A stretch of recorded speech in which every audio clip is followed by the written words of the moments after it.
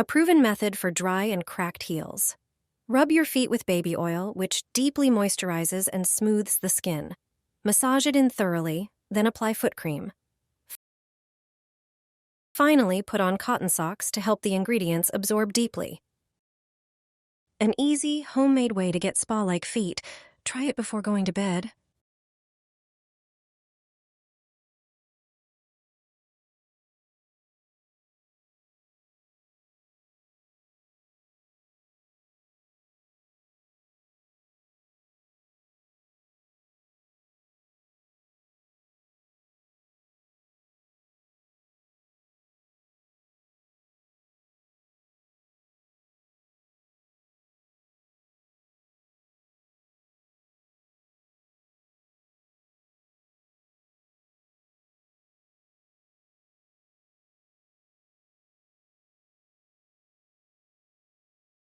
Niezawodny sposób na suche i popękane pięty.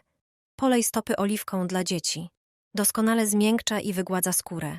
Wsmaruj ją dokładnie, a następnie nałóż krem do stóp. Na koniec załóż bawełniane skarpetki, aby składniki mogły głęboko wniknąć w skórę. Prosty domowy sposób na stopy jak ze spa. Spróbuj dziś wieczorem.